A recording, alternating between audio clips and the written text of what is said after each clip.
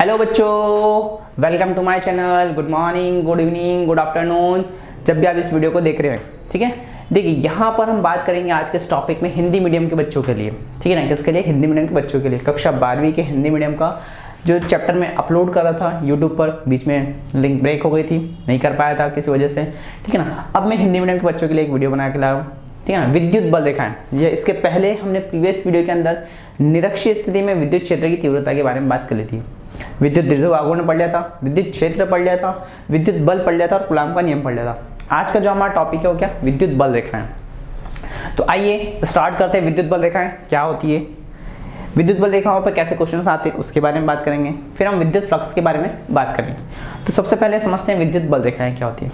देखिए, मैंने आपको दो प्रकार के आवेश पढ़ाए थे, एक धनावेश पढ़ाया था, एक ऋणावेश पढ़ाया था। ठीक है ना, तो पहले विद्युत बल रेखाओं के कॉन्सेप्ट को समझते हैं। एक हमने पढ़ाया था धनावेश। कौन सा आवेश? धनावेश। एक हमने पढ़ा था ऋणावेश।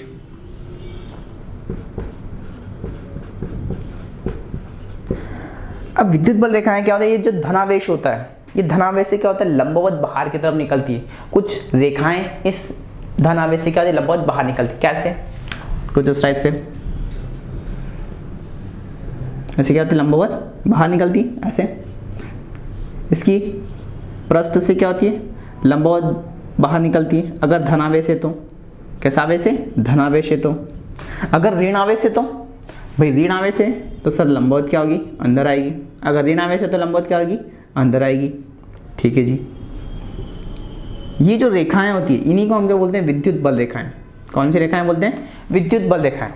कि भाई किसी धनावेश से निकलने वाली, किसी सरफेस पर रखे हुए आवेश के पृष्ठ से निकलने वाली, चाहे वो धनावेश हो या ऋणावेश हो, निकलने वाली रेखाओं को विद्युत बल रेखाएं कहते हैं। ठीक है ना।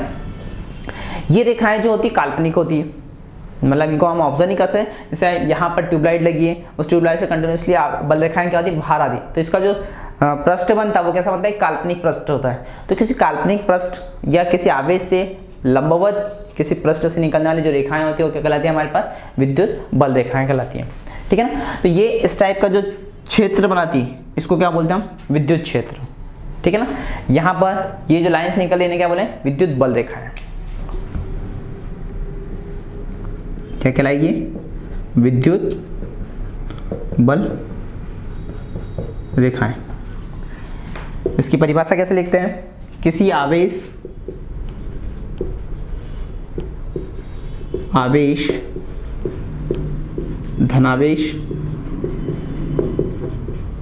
धनावेश या ऋणावेश से निकलने वाली या आने वाली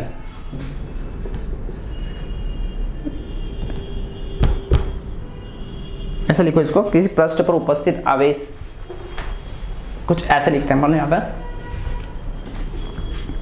ठीक है ना, या फिर ये भी चलेगा, यही लिख लेते हैं। किसी आवेश, कौन सा आवेश हो जाएगा हमारे पास? धनावेश या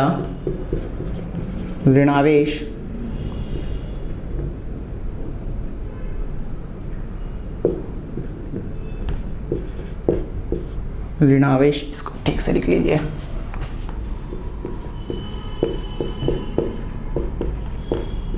ऋणावेश से लंबवत, ये शब्द बहुत काम का है। कौन सा? लंबवत निकलने वाली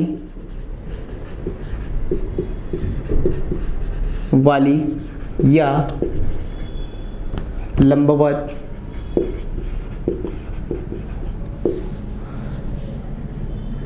आवेश की ओर, आवेश कौन सा? ऋणात्मक,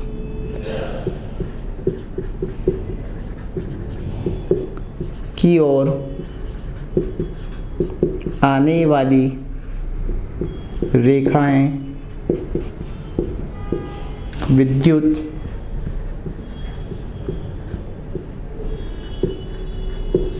बल रेखाएं कहलाती है।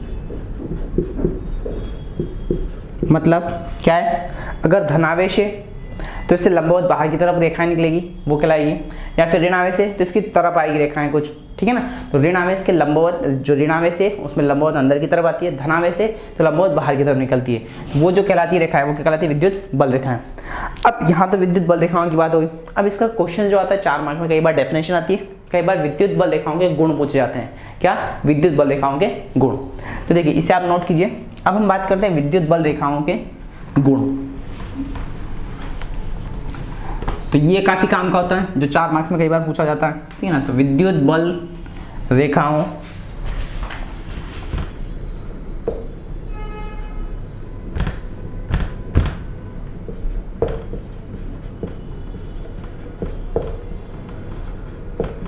के गुण, ठीक है ना। जो विद्युत बल रेखा है, विद्युत बल रेखाएं धनात्मक धनावेश से स्टार्ट होकर, शुरू होकर ऋणावेश पर खत्म होती है, ठीक है ना। तो पहला क्या इसका गुण आ जाएगा, पहला विद्युत बल रेखाएं धनावेश से प्रारंभ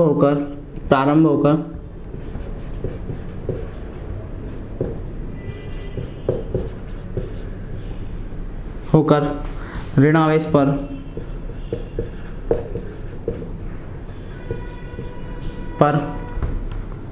खत्म होती है,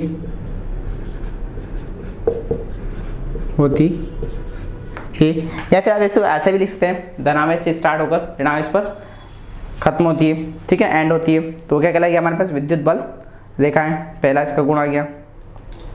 चलिए दूसरा बात करते हैं हम, इसका डायग्राम भी बना सकते हैं। कैसे, ये धनावेश हो गया आपके पास, ये ऋणावेश हो गया, धन से स्टार्ट हुई, ऋण पर आई, इधर धन से ऋण पे आई, इधर धन से आई, ऋण पे आई। यहाँ पर कुछ रेखाएं ऐसी भी हो सकती है, ऐसे भी बाहर जा सकती है, पर जो सरफेस है, जो इसका पृष्ठ है, उसे कैसे निकलेगी, लंबवत, ठीक है ना, ऐसे। ये कहीं से आ रही है ऐसी, इस टाइप से, ठीक है ना। तो धनावेश से आरंभ होकर क्या होती है, ऋणावेश पर खत्म हो जाती है, ठीक है। दूसरा पॉइंट, विद्युत बल रेखाएं खुला वक्र बनाती है। कैसा वक्र, खुला। देखिए धन से स्टार्ट हुई, ऋण पर खत्म हो गई, यहाँ पर ये वापिस से ऋण से धन पर नहीं गई। तो विद्युत बल रेखाएं जो कैसे रेखाएं होती है, वो कैसा रूप बनाती है, कैसा वक्र बनाती है, खुला वक्र। तो विद्युत बल रेखाएं खुला वक्र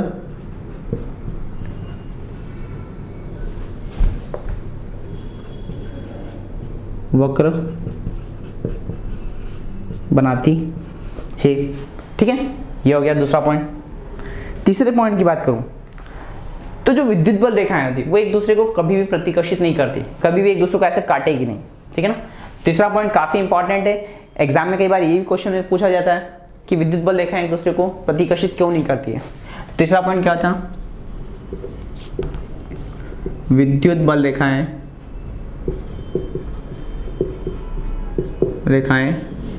एक दूसरे को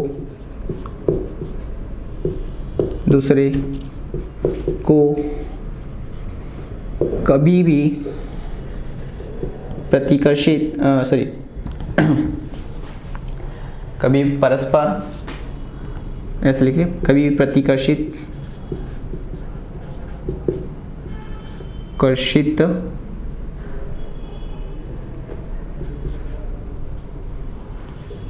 नहीं करती है। एक दूसरे को काटेगी नहीं, परस्पर एक दूसरे को काटती नहीं है, ऐसा लिख लीजिए, कभी भी परस्पर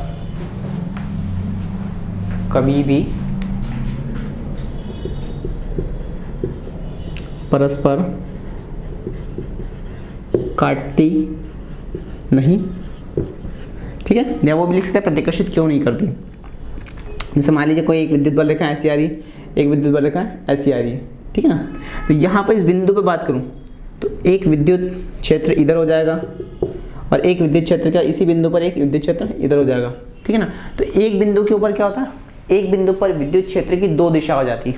एक बिंदु पर विद्युत क्षेत्र की क्या होती है, दो दिशा होती है। इसकी वजह से ये संभव नहीं है, एक बिंदु पर दो दिशा नहीं हो सकती। जैसे मान लीजिए मैं यहाँ खड़ा हूँ, एक रास्ता इधर एक रास्ता इधर, या तो मैं इधर जा पाऊंगा या फिर मैं इधर आ पाऊंगा, ठीक है ना। तो या तो इधर चल सकता हूँ मेरे राइट हैंड साइड, या फिर इधर आ सकता हूँ सामने फ्रंट कैमरा के सामने आ सकता हूँ, तो दोनों में से एक पॉइंट पर आ सकता हूँ। तो ऐसे ही किसी एक बिंदु पर अगर ये दोनों तरफ प्रतिकर्षित कर देती है, एक दूसरे को काट देती है, तो उस बिंदु के ऊपर विद्युत क्षेत्र की दो दिशा हो जाएगी, और ये उस बिंदु पर संभव नहीं है। क्यों नहीं करती उसका मैं रीजन यहाँ लिख देता हूँ आपको। नहीं काटती क्योंकि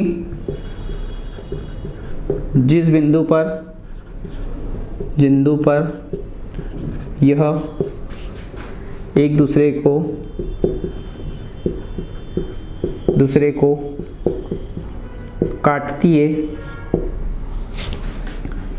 वहां पर विद्युत क्षेत्र की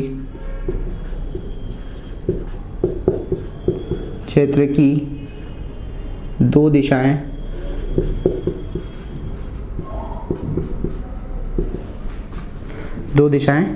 प्रदर्शित, वहाँ पर विद्युत क्षेत्र की दो दिशाएं होती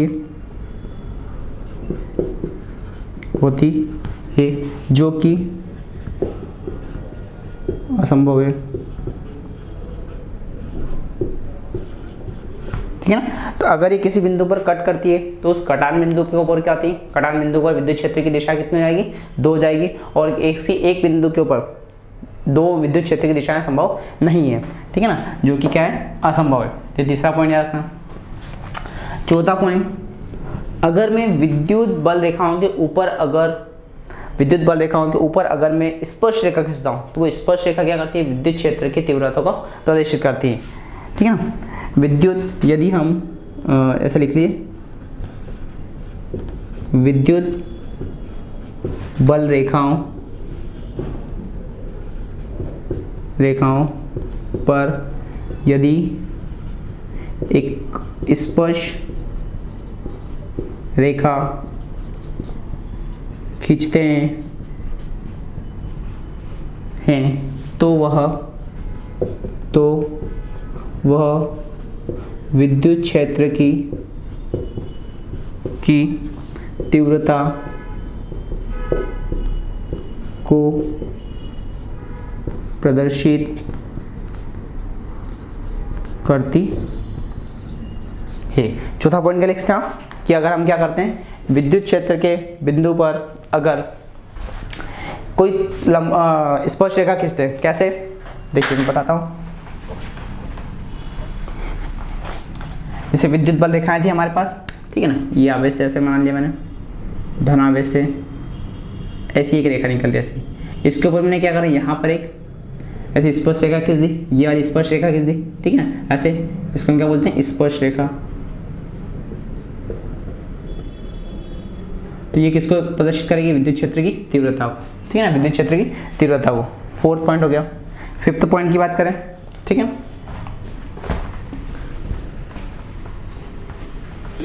विद्युत क्षेत्र जिस पॉइंट से निकलती है, अगर वो यूनिफॉर्म है, एक जैसी जा रही है, तो वहां पर जो विद्युत क्षेत्र की तीव्रता बनती है वो कैसा बनती है, बहुत स्ट्रांग बनती है, बहुत प्रबल होता है, ठीक है ना। फिफ्थ पॉइंट पहले समझा देता हूँ, ये प्लस का क्यू आवेश है, ये माइनस का क्यू आवेश है। अगर विद्युत बल रेखा ऐसे निकल गई, ऐसी प्लस से निकल गई, ऐसी आ गई, तो विद्युत बल रेखाएं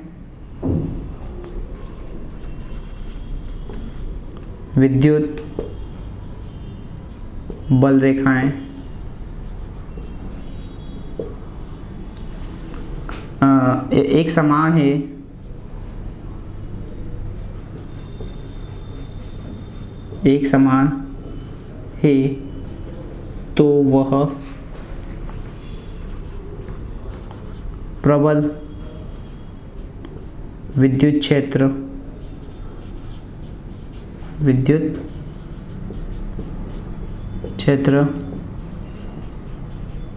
बनाता है। जैसे ये तीनों रेखाएं एक ही दिशा में जा रही, एक समान एवं एक ही दिशा में,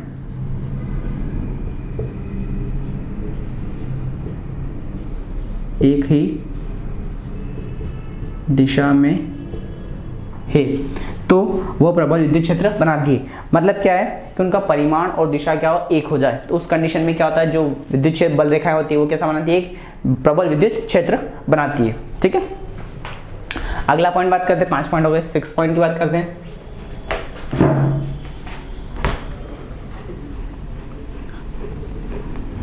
ठीक है, 6 पॉइंट में क्या लिखेंगे, विद्युत बल रेखाएं किसी भी पृष्ठ से या तो लंबवत बाहर निकलती है या लंबवत अंदर आती है।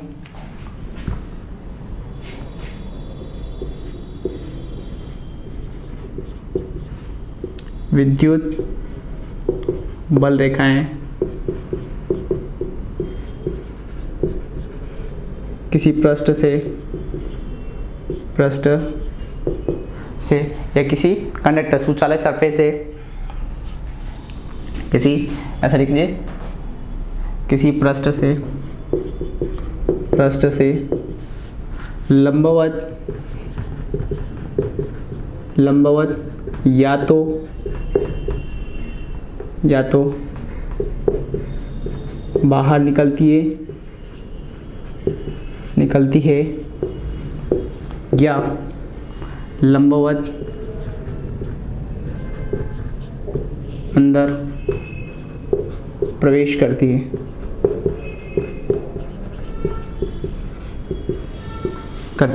कहने का मतलब क्या है कि एक मैंने एक पृष्ठ ले ली, ऐसा एक सरफेस रॉड ले ली, उस पर धनावेश ऐसा, धनावेश से तो लंबवत कैसी हो रही है, ऐसे बाहर निकलती है।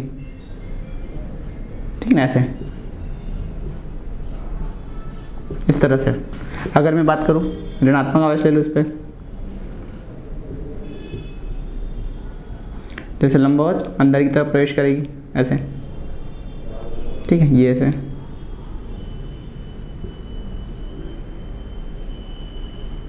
ऐसे। ठीक है ना, तो लंबवत या तो अंदर आती है या लंबवत बाहर निकलती है। ठीक है ना, तो ये जो 6 पॉइंट्स हैं ये विद्युत बल रेखाओं के गुणों को प्रदर्शित करते हैं। अगर एग्जाम में आ जाए तब इस टाइप से 6 पॉइंट्स को लिख सकते हैं, उनको डायग्रामेटिक भी हम बना सकते हैं। ठीक है, चलिए अब ये विद्युत बल रेखाओं के बाद में हमारा जो टॉपिक है वो आता है विद्युत फ्लक्स। काफ़ी इंपॉर्टेंट टॉपिक है, काफ़ी कॉन्सेप्चुअल टॉपिक है। तो बात करते हैं विद्युत फ्लक्स के बारे में। ठीक है, विद्युत बल रेखा यहीं तक। अच्छा, इसी के विद्युत फ्लक्स पढ़ने के पहले मैं आपको एक समान विद्युत क्षेत्र और असमान विद्युत क्षेत्र के बारे में बताता हूँ। इसमें हम 2 तरह की विद्युत बल रेखाओं से 2 प्रकार के विद्युत क्षेत्र बना सकते हैं, एक समान और एक असमान। पहला एक समान विद्युत क्षेत्र, इसको आप अपने हिसाब से भी लिख सकते हैं। कैसे कि अगर विद्युत बल रेखाएं एक ही दिशा में समान परिमाण से अगर मूव करती है तो वो क्या कहलाती है, विद्युत एक समान विद्युत बल रेखाएं या एक समान विद्युत क्षेत्र बनाएगी। जैसे ये इन दोनों के बीच की डिस्टेंस और दिशा सब एक जैसी है, तो ये जो क्षेत्र बनाया इसने ये कैसा कहलाएगा, एक समान विद्युत क्षेत्र। इसे क्या बोलेंगे हम, एक समान विद्युत क्षेत्र, क्योंकि इन सब की दिशाएं क्या है, ऐसे एक जैसी है। अगर ये लाइंस ऐसी जा रही है, ऐसे एक इधर चले जाए, एक इधर आ जाए, एक इधर आ जाए, एक ऐसे आ जाए। अब देखिए यहाँ पे इनके बीच की जो गैप और दिशा ये समान नहीं है, ये समान नहीं है, तो ये क्या कहलाएगा, असमान विद्युत क्षेत्र। असमान विद्युत क्षेत्र। एक समान विद्युत क्षेत्र होता है ये प्रबल होता है, ये क्या होता है, प्रबल। और ये कैसा रहेगा, दुर्बल। ठीक है ना, तो असमान विद्युत क्षेत्र में क्या, जिनकी दिशा तथा परिमाण बराबर ना हो, दिशा सबकी क्या हो, अलग अलग हो, तो वो कैसा कहलाएगा, असमान विद्युत क्षेत्र कहलाएगा। ठीक है, चलिए जी आगे बात करते हैं। अब ये दोनों बात अगर क्लियर हो, एक समान विद्युत क्षेत्र और असमान विद्युत क्षेत्र। चलिए अगली बात पढ़ते हैं हम विद्युत फ्लक्स के बारे में। विद्युत फ्लक्स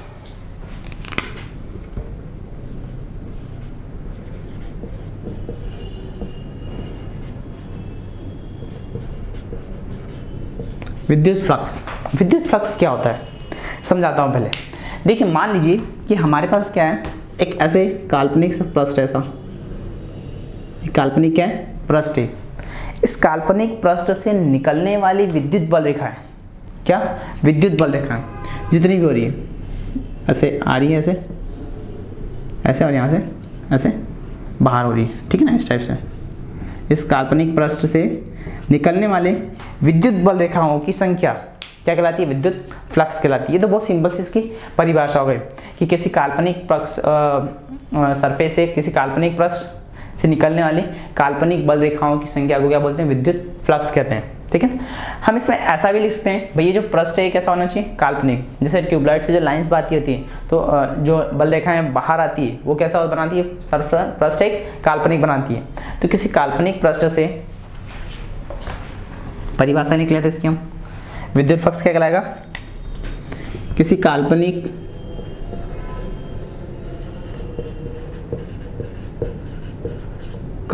पृष्ठ से निकलने वाली बल रेखाओं की संख्या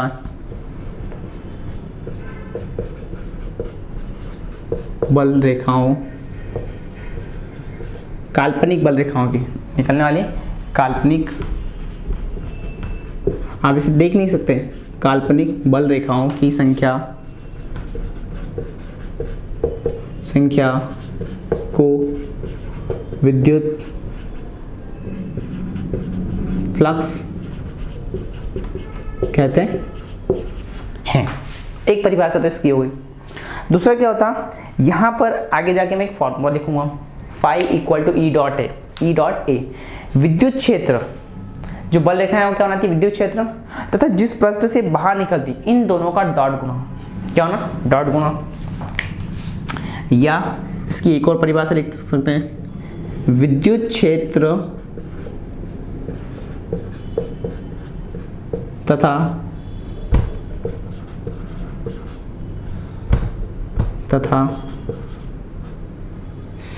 विद्युत क्षेत्र तथा काल्पनिक पृष्ठ तथा पृष्ठ लिख सकते हैं, तथा पृष्ठ का पृष्ठीय क्षेत्रफल का अदिश गुणा या गुणनफल, अदिश गुणनफल विद्युत फ्लक्स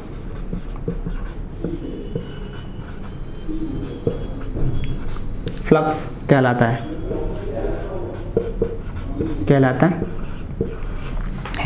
ठीक है। डायग्राम क्या बनाएंगे आप, डायग्राम इस टाइप से, काल्पनिक पृष्ठ बना लिया। इस काल्पनिक पृष्ठ में कुछ रेखाएं ऐसी आ रही है, यहाँ से ऐसे बाहर निकल रही है, ठीक है ना। इसकी दिशा किधर हो गई, इधर हो गई। इसको मैथमेटिकल फॉर्म में आप कैसे लिख सकते हैं, इसको ऐसे लिखते हैं, फाई बराबर ई डॉट ए। ई क्या हो गई, विद्युत क्षेत्र हो गई, और ये क्या हो गया आपके पृष्ठीय क्षेत्रफल हो गया। तो विद्युत क्षेत्र तथा पृष्ठीय क्षेत्रफल का डॉट गुणा, यहाँ बीच में बिंदी लगा रखी है, बिंदु गुणा, इसको डॉट गुणा भी बोलते हैं। डॉट गुणा जो होता है गुणनफल, वो क्या कहलाता है, विद्युत फ्लक्स कहलाता है। विद्युत फ्लक्स को फाई के द्वारा प्रदर्शित करते हैं, ठीक है ना। इसको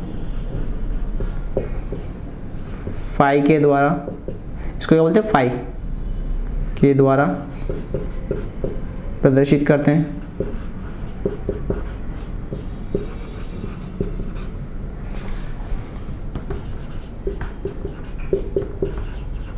ठीक है ना, इसको विद्युत फ्लक्स को। तो फाई बराबर कितना आ जाएगा, ई डॉट डी। पूरे पृष्ठ की बात कर ली, ठीक है। इसका एक और रूप आता है, कैसे कि भाई पूरे पृष्ठ की ना बात करके मैं एक छोटे से पृष्ठ की बात कर लूँ, एक छोटे से पृष्ठ की। कैसे, जैसे मान लीजिए ये एक सर्कल है, यहाँ से लाइन्स ऐसे निकल रही है ऐसे। अब मुझे इतने से पार्ट की बात करनी है, ये वाले, इसका जो एरिया है वो एरिया भी इधर ही आ रहा, एरिया हमने मान लिया डी ए, और विद्युत क्षेत्र कितना मान लिया ए। तो इसकी वजह से अगर मैं लिखना चाहूँगा तो फाई इक्वल टू कितना होगा, integration of E dot D ए, जो बहुत यूजफुल होगा हमारे पास आगे। क्या करेंगे हम, integration of E dot D A. Integration क्यों क्या, ये आपको गॉस प्रमेय के अंदर अच्छे से समझ में आएगा क्या चीज़ है। अब याद रखना इंटीग्रेशन का ये भी रोल होता है, इंटीग्रेशन मतलब समाकलन, समाकलन का ये रोल होता है कि पूरे एरिया का मैं इसकी मदद से निकाल सकता हूँ। ये जो निकाल रखा है मैंने विद्युत फ्लक्स, वो एक पूरे सरफेस के लिए निकाला, पृष्ठ के लिए। ये जो निकाला ये छोटे से पार्ट के लिए, यहाँ लिख लेना छोटे पार्ट के लिए, छोटे पृष्ठ के लिए, पृष्ठ के लिए। ये किसके लिए निकाला हमने, छोटे पृष्ठ के लिए, स्मॉल एलिमेंट के लिए, ठीक है ना। तो ये स्मॉल एलिमेंट के लिए आप फॉर्मूला लग सकते हैं phi equal to E dot D A. तो विद्युत फ्लक्स की परिभाषा, उसका डायग्राम, ये सब चीज़ें हो गई। अब देखते हैं विद्युत फ्लक्स के बाद इसका विमीय सूत्र, ये केसी राशि है।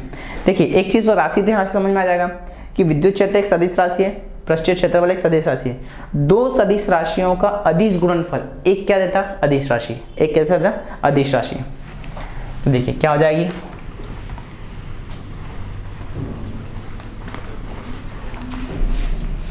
विद्युत फ्लक्स कैसी राशि, एक अदिश राशि है भाई।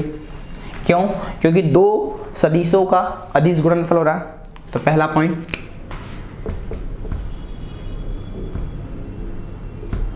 विद्युत फ्लक्स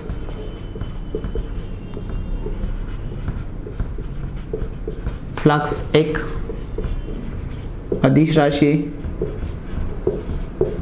अदिश राशि है। क्यों है अदिश राशि, क्योंकि दो सदिशों का अदिश गुणा हो रहा इसलिए। दूसरी बात, इसका मात्रक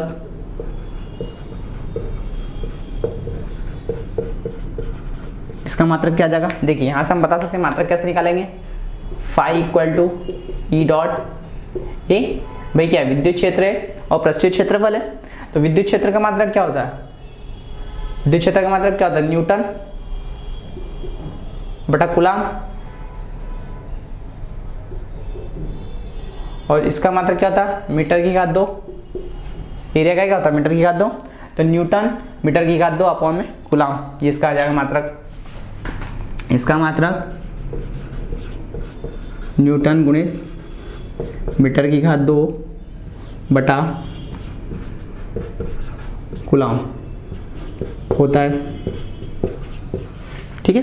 कैसा होता है, न्यूटन गुणित मीटर की घात 2 बटा कूलम होता है। तीसरा बिंदु, अब देखिए यहाँ पर न्यूटन का विमीय सूत्र आपने पढ़ा होगा, किसका, न्यूटन का। तो विमीय सूत्र कितना होता है न्यूटन का, एम एल टी की घात -2। मीटर को हम लिखते हैं कैसे, एल की घात 2। कूलम का था ए और टी, ठीक है। इस पूरे को सॉल्व करोगे तो ये एल की घात 1 और एल की घात 2, एल की घात 3 हो जाएगा। तो एम एल की घात 3, टी की घात -2 है, ये ऊपर जाएगा तो 3 हो जाएगी, और एक हो जाएगा ए की घात -1। भाई नीचे वाला टी ऊपर जाएगा तो माइनस का हो जाएगा, तो टी की घात कितनी है -3। तो इसका विमीय सूत्र,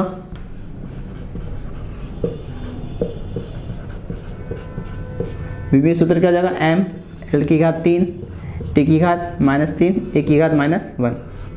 ये इसका क्या हो गया, विमीय सूत्र हो गया, ठीक है। तीनों पॉइंट आ गए। ये एक अदिश राशि है क्योंकि दो सदिशों का अदिश गुणनफल क्या देता है, अदिश देता है। इसका मात्रक न्यूटन मीटर की घात 2 बटा कूलम है। इसका विमीय सूत्र एम एल की घात 3, टी की घात -3, ए की घात -1 होता है। चलिए और आगे बात करते हैं। जो विद्युत फ्लक्स होता है ये 3 प्रकार का होता है। तो विद्युत फ्लक्स के प्रकार,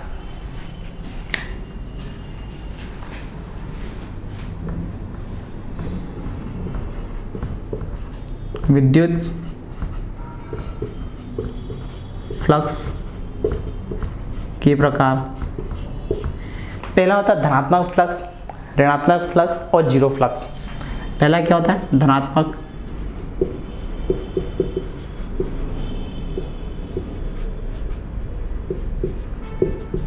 फ्लक्स।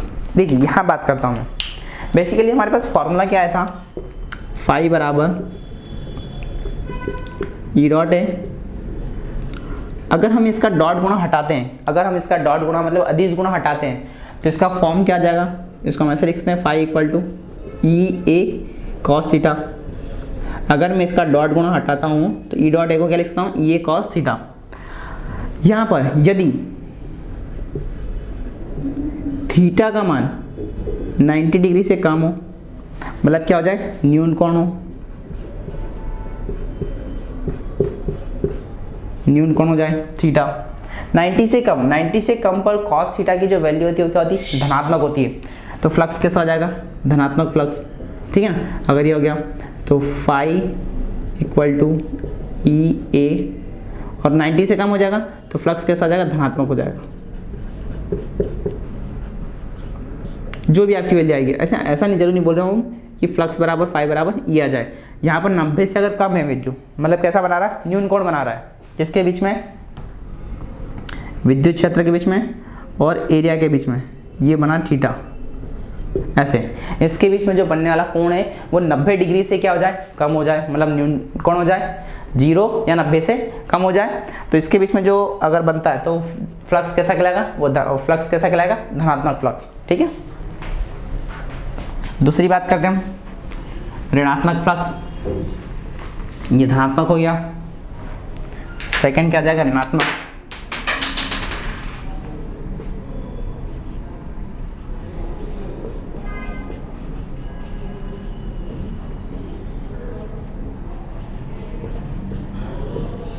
ऋणात्मक फ्लक्स में क्या होगा, वही आपका phi equal to E dot A. यहाँ पर जो थीटा है, थीटा क्या हो जाए, 90 से अधिक हो जाए, 90 से क्या हो जाए, अधिक हो जाए, ठीक है। तो फाई बराबर कितना हो जाएगा, ये तब क्या सही होता है, ये कॉस थीटा। 90 डिग्री से अधिक मतलब थीटा क्या आ जाए, अधिक कौन हो जाए, तो लिख लो थीटा बराबर मतलब अधिक कोण।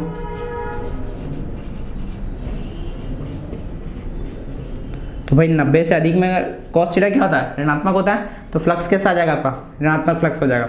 इसका डायग्राम कैसे बना सकते हो, ये आपका विद्युत क्षेत्र में इधर ले लिया और आपका जो एरिया है वो किधर ले लिया, इधर ले लिया, एरिया ए, क्षेत्रफल इधर हो गया। ये कोण क्या हो गया, 90 डिग्री से ज़्यादा है। तो उस कंडीशन में यहाँ जो आपका फ्लक्स बनता है वो कैसा बनता है, ऋणात्मक फ्लक्स बनता है, ठीक है।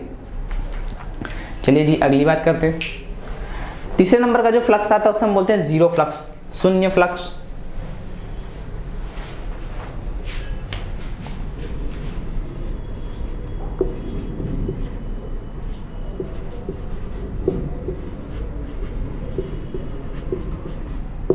शून्य फ्लक्स मतलब थीटा कितना हो जाए, 90 डिग्री हो जाए, मतलब विद्युत क्षेत्र इधर है, एरिया इधर हो जाए, इस टाइप से 90 डिग्री हो जाए, ठीक है।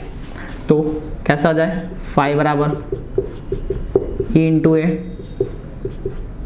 कितना होता है फाई बराबर ये कॉस थीटा। थीटा कितना रख लिया हमने यहाँ पे, 90 डिग्री। तो फाई बराबर कितना हो जाएगा, ई ए कॉस 90 डिग्री। तो फ्लक्स कितना आ जाएगा बेटा, कॉस 90 जीरो होता है, तो वहाँ पर कितना आ जाएगा, जीरो आ जाएगा। दिशा कैसी हो जाएगी इसकी, कैसे कोण बनेगा, विद्युत क्षेत्र इधर हो गया, एरिया आपने ऐसा ले लिया, पृष्ठीय क्षेत्रफल ऐसा ले लिया, ये कोण कितना हो गया, 90 डिग्री। तो इस तरह से विद्युत क्षेत्र के कितने 3 प्रकार होते हैं, ठीक है ना। एक होता है धनात्मक, एक होता है ऋणात्मक, एक होता है जीरो। तीनों फ्लक्स के बारे में हमने यहाँ पर बात कर ली है, ठीक है ना। तो तीनों के बारे में यहाँ तक स्टडी करना। आज के इस वीडियो के अंदर अपना इतना ही। नेक्स्ट वीडियो के अंदर हम गॉस प्रमेय और गॉस प्रमेय से रिलेटेड देखेंगे। अगर आप चैनल पर नए हैं तो इसको सब्सक्राइब करें, बेल आइकन को हिट करें ताकि नए वीडियो की अपडेट्स आपको रेगुलर मिलती रहें। अपने हिंदी मीडियम के दोस्तों के साथ इसे शेयर करना ना भूलें। Thank you.